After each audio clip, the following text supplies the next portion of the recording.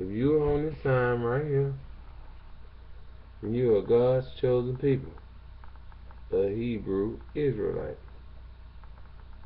you're on this sign, you can find yourself through your father's lineage. You are God's chosen people. You're on this side of the aisle. The name of your Lord is Ehyeh Asher Ehyeh. You're on this side of the aisle. And your Savior, is Jesus, who you must condemn, rebuke, and forsake him.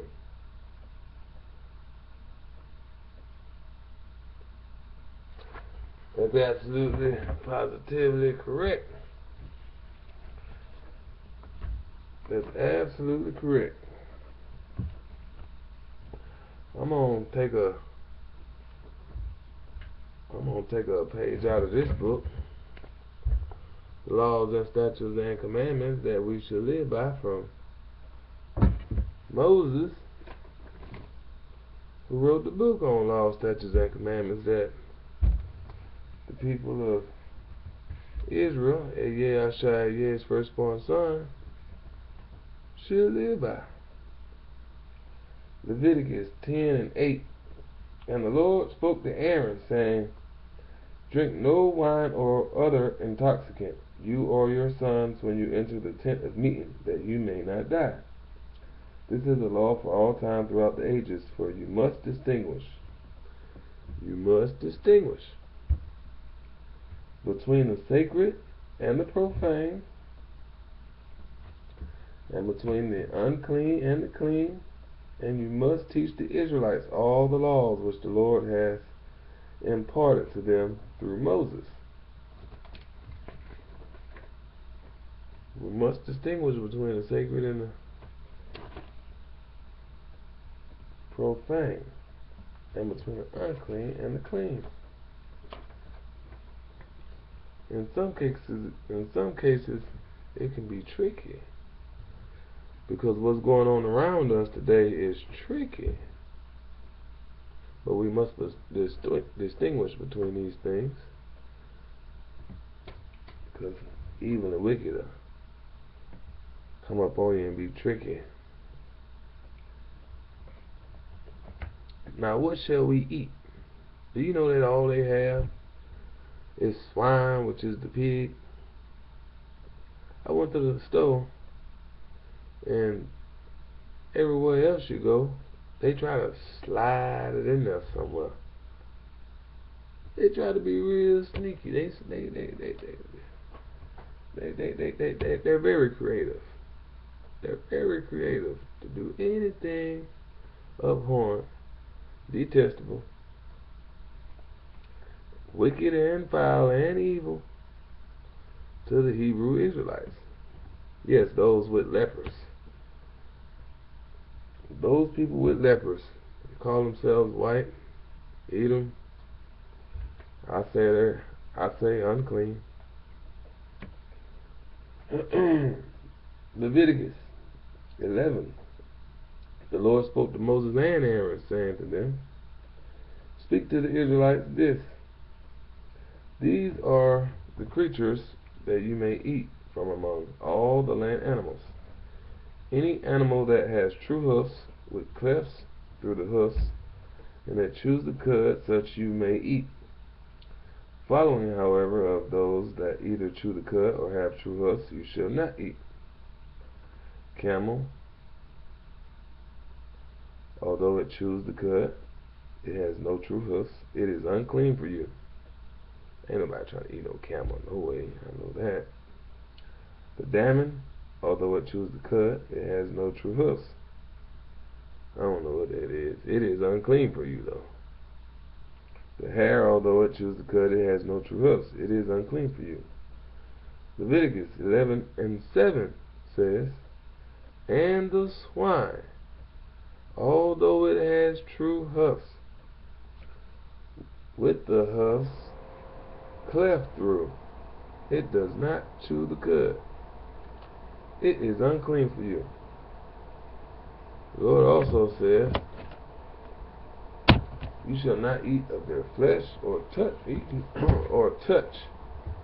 You shall not even touch their carcasses, but they are unclean for you. Do you know that it says you shouldn't even touch the swine? That's like pork chop, ham hock. I don't want to go on. I don't want to go on. It's offensive that everything that has pork in it, which is they call the swine, which is the pig. I can't believe that they would do something like that, and that's like getting something that you didn't even ask for. Leviticus 11 and 12. Everything in water that has no fins and scales shall be an abomination for you. No fins and scales. Don't that sound like a catfish? That sounds like a catfish to me. But that's what the Lord said. It shall be unclean for you. It shall be unclean for you. Deuteronomy 4:15. For your own sake, therefore be most careful, since you saw no shape when the Lord your God spoke to you at Horeb out of the fire, not to act wickedly and make for yourselves a sculptured image in any likeness whatever, the form of a man or a woman, the form of any beast on earth, the form of any winged bird that flies in the sky, the form of anything that creeps on the ground, the form of any fish that is in the waters below the earth. You know, they got a big old statue up there in New York City, the Big Apple. Big old statue of a woman. They just trying their best to like just piss off the God of the Hebrews. It's like, look at this big old statue right here. We want you to tear. I bet you won't tear it down. I bet you won't tear it down. The Lord smirks at them.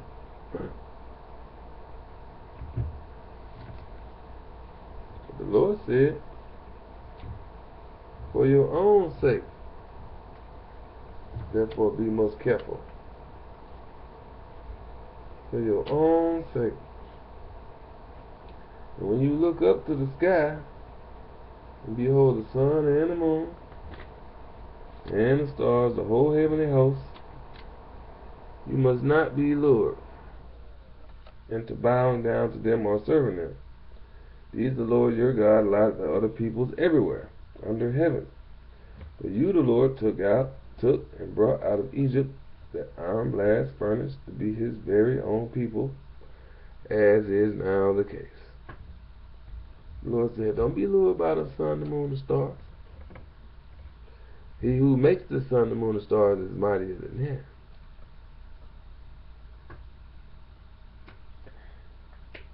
He emphasized Deuteronomy 4:23. Take care then not to forget the covenant that the Lord your God concluded with you, and not to make for yourselves a sculptured image in any likeness against which the Lord your God has enjoined you. For the Lord your God is a consuming fire, an impassioned God.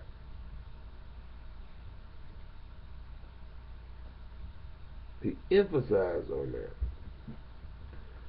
But these are our laws, statutes, and commandments. Judah, Benjamin, Levi, on down. We're not to do these things. Zebulun, Manasseh, Ephraim, Gad, Reuben, Naphtali, Asher, Issachar. We're not to do these things. But they could do whatever they want to do. These are our rules. They could do whatever they want to do. They could do whatever they want to do. Spurn our God. That's them. That is them. Yes, sir, buddy. Deuteronomy 4:39. As is still the case. Know therefore this day, and keep in mind that the Lord alone is God in heaven above and on earth below. There is no other. Observe his laws and commandments which I have joined upon you this day, that it may go well with you and your children after you, and that you may long remain in the land that the Lord your God is assigning to you for all time.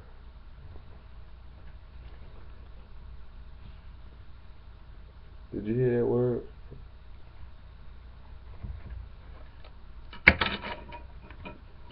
Did you hear that word the Lord used for all time?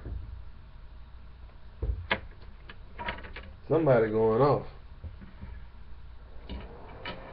Somebody is going off. Yes, here is. Somebody is taking for granted the God of the Hebrews. Ehyeh Asher Ehyeh. Yes, indeed.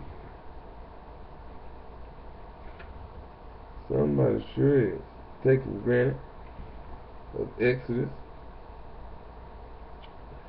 34:5. The Lord came down in the cloud. He stood with him there and proclaimed the name Lord. The Lord passed before him and proclaimed, the Lord, a God compassionate and gracious, slow to anger, abounding in kindness and faithfulness, extending kindness to the 1,000th generation, forgiving iniquity, transgression, and sin. Yet he does not remit all punishment, but visits the iniquity of parents upon children and children's children upon the 3rd and 4th generation. Moses hastened to bow low to the ground in homage and said, If I have gained your favor, O Lord, pray that the Lord go in our midst, even though this is a stiff-necked people, pardon our iniquity and our sin, and take us for your own. He said, I hereby make a covenant. Before all your people I will work such wonders as have not been wrought on all the earth or in any nation. And all the people who are with you shall see how awesome are the Lord's deeds, which I will perform for you. Mark well what I command you this day. The Lord said, mark well what I will command you this day. So what we gonna do? I don't know what they gonna do. I'm just saying what the Lord said. Mark well what I commanded you this day.